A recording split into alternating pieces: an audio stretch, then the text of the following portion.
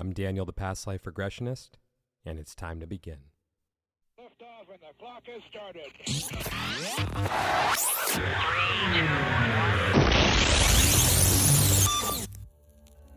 This is Timeless Spirituality.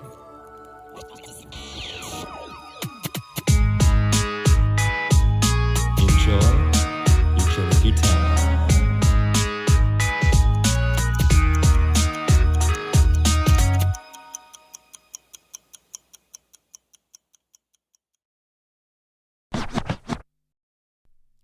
Hey everyone, welcome back to Timeless Spirituality. If you like the show, please go ahead and like and subscribe. And if you feel so inclined, you can go ahead and leave a review. Yeah, I really need to think of something more succinct there. Okay, anyways, there's the dorky side coming out. It's getting late again. And you guys know the drill at this point. I get goofy when I'm late. So let's just get the show on the road right now. Tickets are on sale for my upcoming workshop with my friend Gabriella Alziari. And she is the guest on this episode. And I just want to give you guys the description of the event that we have coming up on December 10th at 12 p.m. Pacific time and 3 p.m. Eastern time. So here is the description of the event. Dun, dun, dun. You guys ready for it?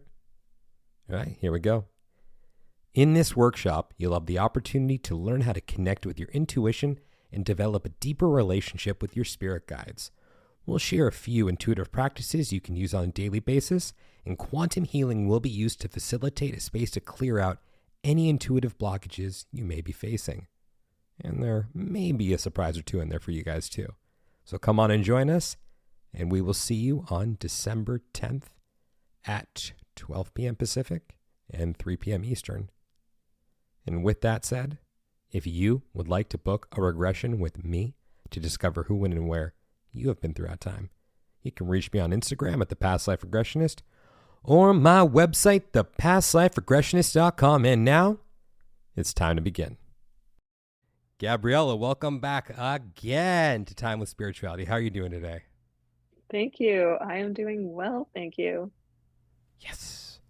Okay. Favorite song about time for the third time and why? Yes, third time's a charm. My favorite song about time is Space Oddity by David Bowie. And I think it's a great song because it's all about transversing different planes. Like, we live in our 3D reality, and it's about going up to space and figuring out what's out there and then coming back to Earth and bringing all your learnings with you. Cool.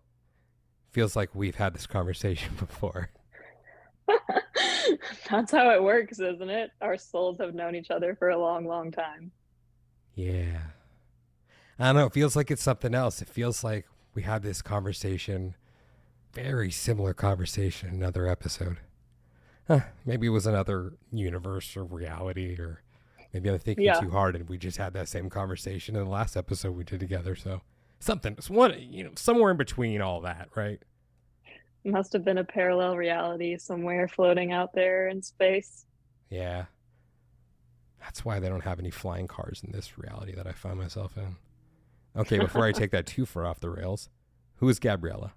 Yes, so I am a Reiki master, I am a tarot reader and channeler, and I'm also a personal development coach. So I work with people who want to find their soul-aligned purpose and help them get there. Cool. Today, we're here to talk about intuition. So I think the best place to start is probably your journey with intuition. So what you got? Yeah, my journey with intuition started when I was about 22. And I'm saying that in a very tactical way. Of course, we're intuitive from a very young age. So even before 22, I felt very tapped into animals and nature, and I felt like I could sense people's energy. So I was always intuitive in that respect. But when I was around 22, I was walking one day, went to a thrift bookstore in New York, and I found a deck of cards, which was my first tarot deck. It was actually technically a Lenormand deck. And I found it so fascinating. I started reading it every single night. I would practice readings, memorize the symbols, and started giving readings to my friends. And everyone loved my readings and would ask me to give them readings constantly. And before I knew it, I was getting quite a few calls. And this was all just for fun. So I was doing that in addition to my corporate job at the time. And after honing that practice for a number of years, I made a YouTube channel and started sharing my readings with people online. And I was quite excited when I saw that it was actually resonating for people I had never met before, didn't know anything about, down to the tiniest details. And then, I started developing many other abilities. So you hear about claircognizance, clairaudience, clairvoyance.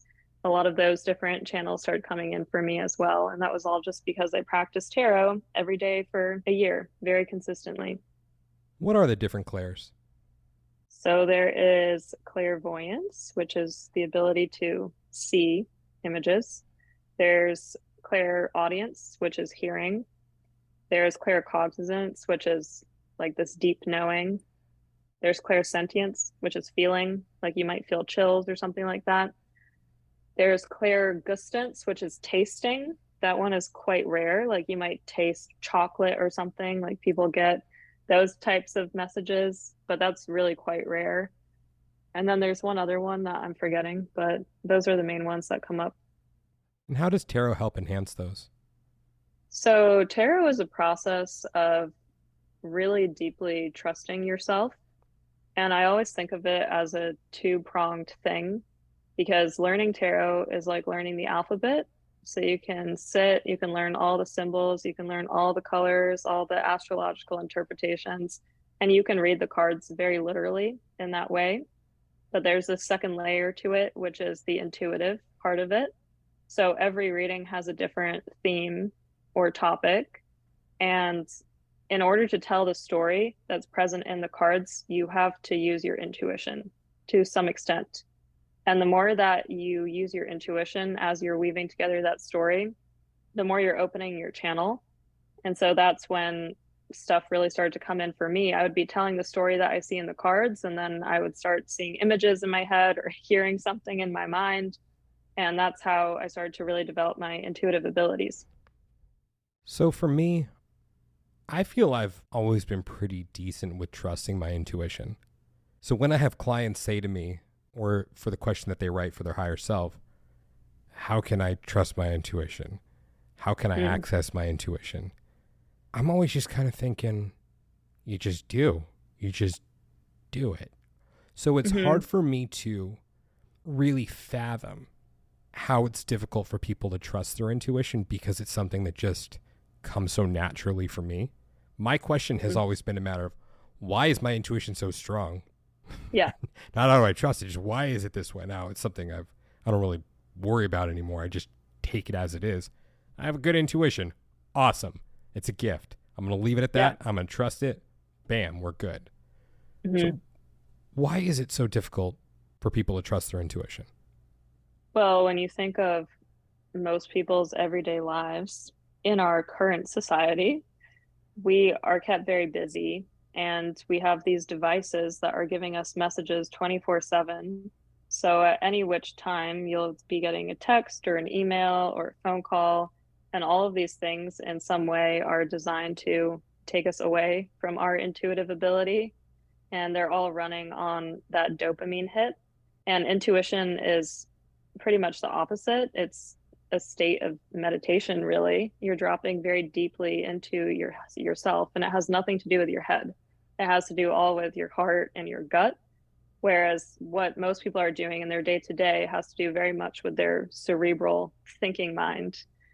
And so our society is kind of at odds with intuition generally. Like if you're going to a job 9 to 5, you're getting all these demands and pings and notifications, and you need to work, you have to use your thinking mind. And that's just your state of being for those hours.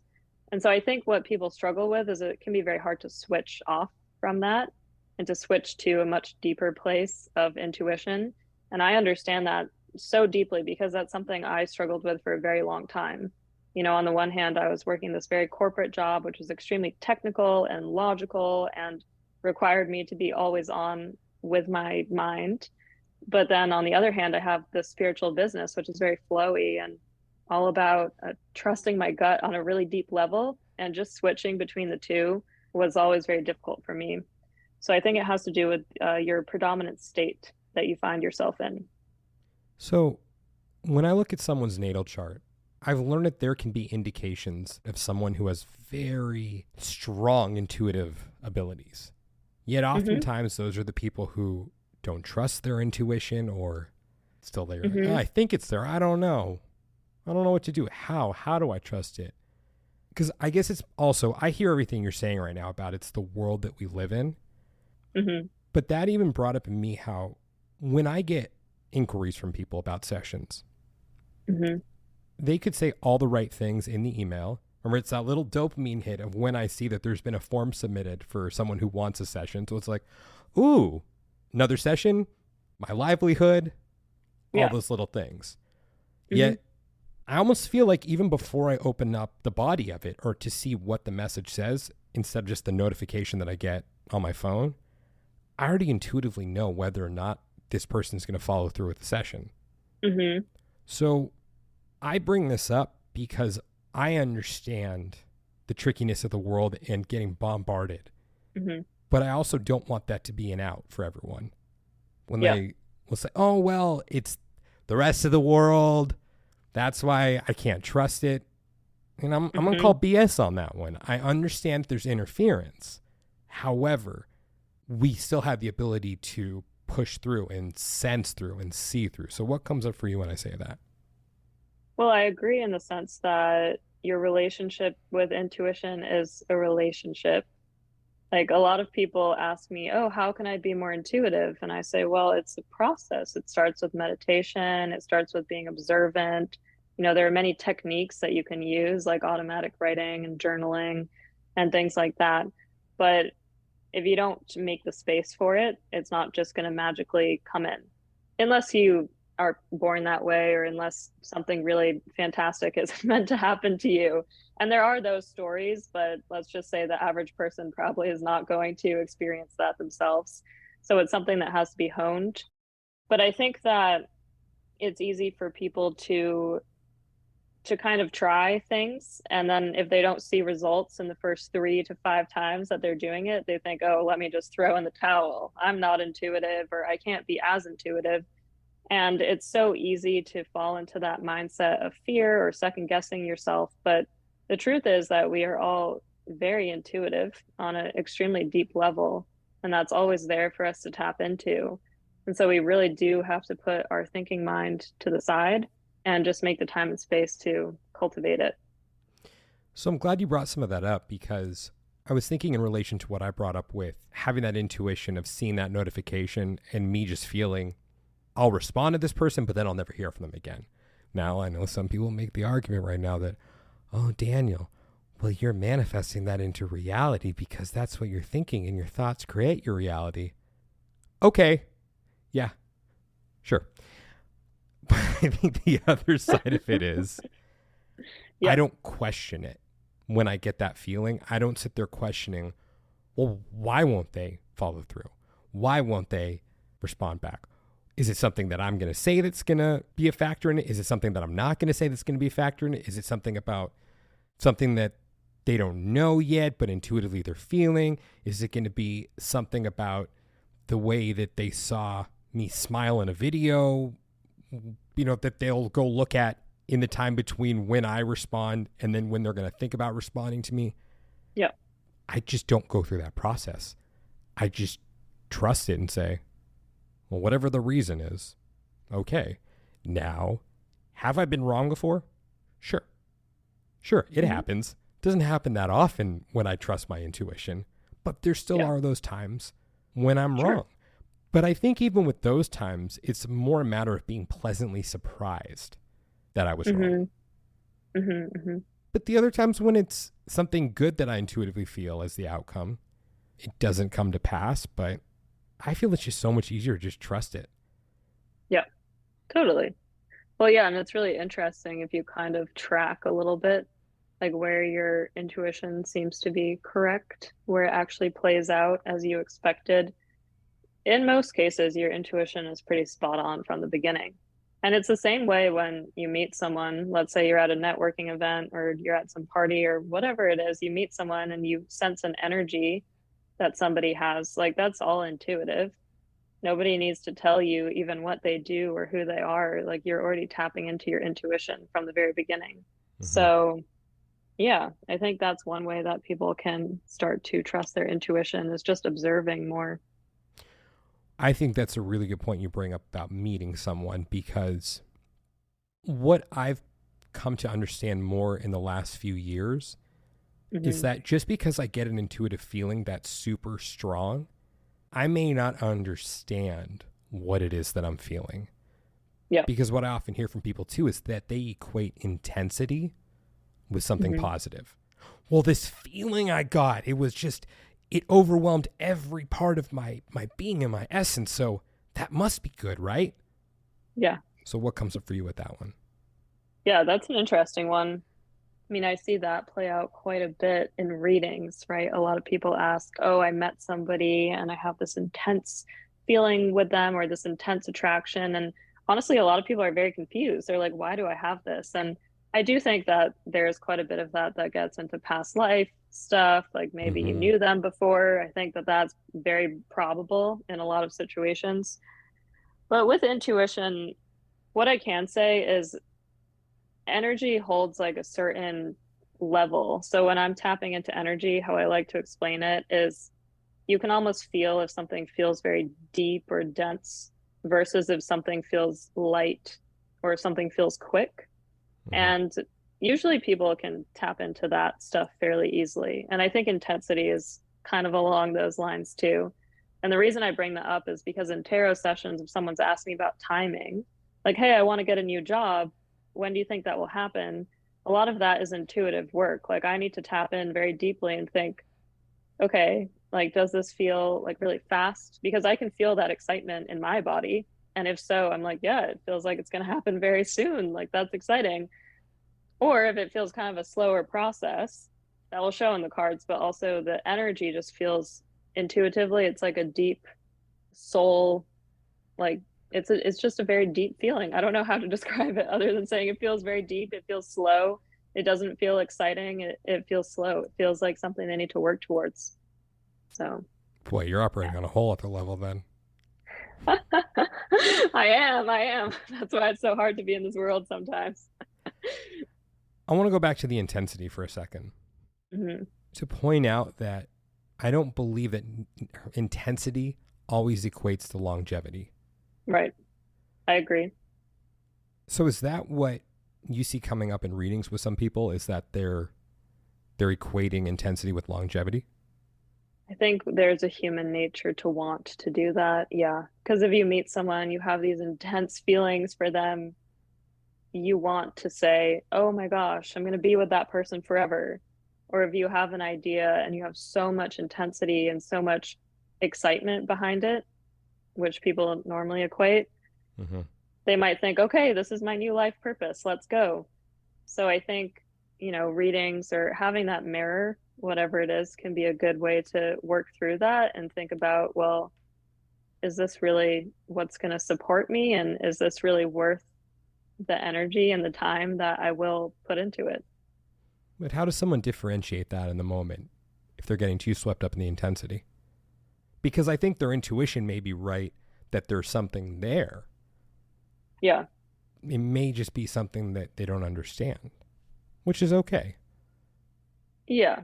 And that's very human. I mean, in most cases, to be honest, at least with people I read for, they are second guessing themselves so deeply that that's why they're coming to me in the first place.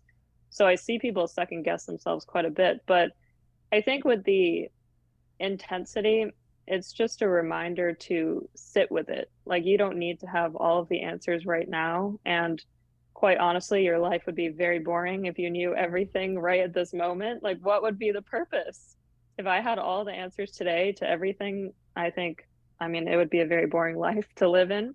So I think there's an element of that too. There's an element of things are spaced out for a reason, and your soul can only comprehend and take in so much information at one point in time.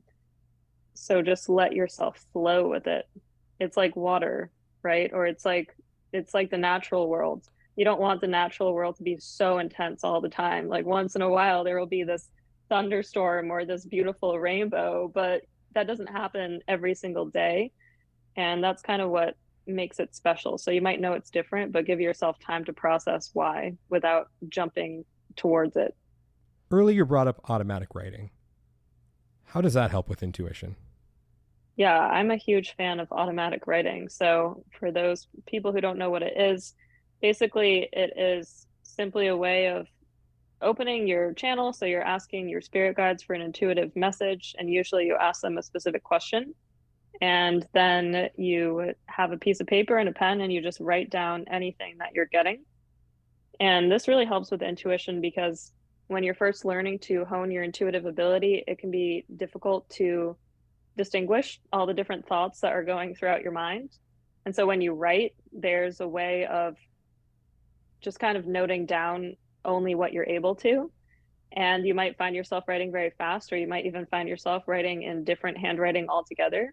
That happens to a lot of people, and that's usually a sign that you are definitely channeling, or like some kind of a spiritual entity is channeling through you. So it's a really beautiful way to start getting more intuitive hits. I don't want to be the cynic here, but I'm going to be right now. Yeah. While I believe that to be the case, probably for mostly everyone who embarks on that process, I feel that there's a chance that some people may alter their handwriting in order to. Right. So what comes up for you for that one? Well, if you're really focused on your intuition, you're not going to care so much about your handwriting because when you start, first of all, I do want to say this is a process. Like the first time I did automatic writing, I didn't really get very much. I was like, okay, spirit guides, send me something, and nothing was really coming through. And so it really is a practice. And I would advise doing it after you've meditated for like 10, 15 minutes, just because your mind will naturally be in a quieter space, and that allows you to access your intuition more easily. But if your mind is truly in that quiet space and you continue this practice like over a period of time, then naturally things will start to happen that are a bit surprising. Like you might start writing really fast, you might start seeing images in your mind. But I would say start with asking like a very specific question. That's another, like, it's almost like a gate that you use for your intuition. So it's helpful to try and get specific question, specific answer, because that's going to help you keep on track. Whereas if you are all over the place, it's going to start getting a little bit weird. So when I do sessions with people and they have their questions for the higher self, we go over the questions beforehand. And I usually ask them, well, how do you feel about this? And I start to understand where they're coming from before that question's asked. Yeah. And what I feel a lot of confirmation in that process is when they have that information presented them by the higher self and it runs in contrast to what it is that they felt before. Now, I think that there's also something really cool about it being spot on, because maybe there is something intuitively at play there where they really are that in touch intuitively that they're in alignment with the higher self. So what happens if someone is doing automatic writing, but it runs counter to what they believe beforehand intuitively? How would you suggest that they don't get discouraged by the information that's coming out? Because then there may be that questioning that comes in of, well, I think it's a little different when the higher self comes in during a regression because you're in that deep meditative space. But when you're just doing automatic writing, again, not to take away from automatic writing, but it's different when you have a practitioner there leading you through that space in a regression as opposed to just. So how would someone not get discouraged if the information runs counter to what they intuitively felt it was? That's really fascinating, and that comes up in tarot as well. So I've always said that the cards or the writing that you're doing is like this mirror. And if anything, it's a very good gut check. Like, let's say you ask, am I going to marry XYZ? And the cards say no. And you find yourself thinking, but I want to marry them. I really want to marry them. I want the cards to say yes. That in itself is a really fascinating process, because that's surfacing something for you. And then the question is, well, why? Like, why are you so deeply attached to wanting that? And is that coming from your heart and your gut, or is that coming from your mind? And so I don't think I have an answer as to if there's a like a right way to go about it or a right method, but I think it's just another form of like self-awareness. Hmm. It's like, okay, meditate on that. Why is that coming up for you so strongly? And once you get clarity on that, I think then it's funny, you almost don't really need to do all of these things anymore. I think ultimately all the questions I'm asking are really to bring everyone to a place of trusting the intuition and differentiating Totally. between the left and right side and seeing where the human mind is getting in the way because, yeah, we are human. No one's going to be Yes. perfect. Even though I trust my intuition deeply, just as I brought up before, sometimes I'm wrong. But it's okay. It doesn't mean that the other 98% of the time that I'm right, that I'm a failure. It just means that sometimes I'm wrong, but it's okay because I'm human. So Yeah. you're not always going to get it right. It's not like a point system. It's not like, oh my Excuse gosh. me. I'm keeping tally. Sorry. Yeah, but you know, like if you're a sports player, you don't win every single game. There's like so much practice that goes into that. And eventually you might become really amazing and start winning most of the games. And that's kind of where you get to. But as I said before, it would be boring if you won everything. There would be nothing left to learn. That's true. Yeah. Made me think about playing baseball games on PlayStation when I was a kid. I don't know if I have or ever had a 162-0 game season. Yeah, Uh, exactly. Because I why may would have. you? That would be bizarre. Yeah. Sorry. It's the time machine of the mind. I'm taken back there right away. Just I sitting know, there I can see. with really bad posture playing PlayStation, or laying down with my head up on the floor, looking up at the TV. Yeah, those were the days. Totally. I miss playing video games. I don't, but I do. It's been a while since I have. Well, I'm sure you can time hop and play some if you really want to. I never played them. You weren't missing out. They they didn't enhance my life at all. But that's a Yeah, whole I other understand. conversation. So when Totally. it comes to working with Gabriella in intuition, what does that look like? Yeah, so much of finding your purpose and really being aligned is about trusting your intuition and is about doing what is aligned with your heart and your gut as opposed to what other people tell you to do or people pleasing, which is a natural tendency that we often fall into. So, as a coach, what I really focus on is helping people deeply understand the emotions in their body.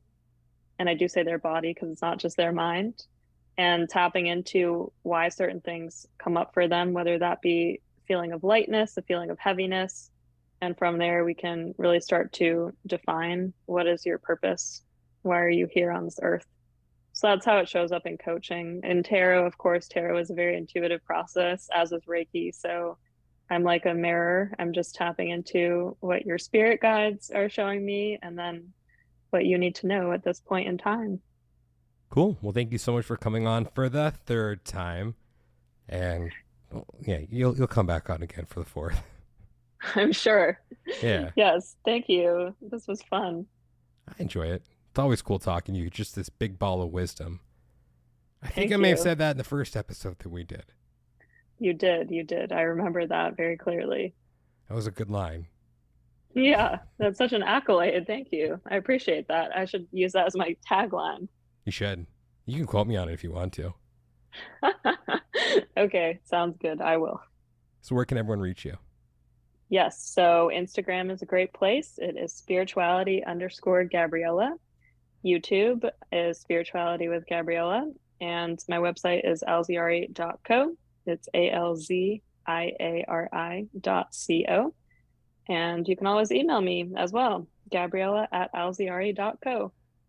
Cool. I'll see you back on here for episode number 4 at some point in 2023 or 2024. Yay! Perfect. Thank you. Thank you. Fellow time travelers, your journey through time awaits you. Just want to thank you guys so much for listening to today's episode. And if you're interested in discovering who, when, and where you have been throughout time, and you'd like to book a session with me, just go ahead and send me a message on Instagram at The Past Life Regressionist, or you can reach me through my website, yourpastliferegressionist.com.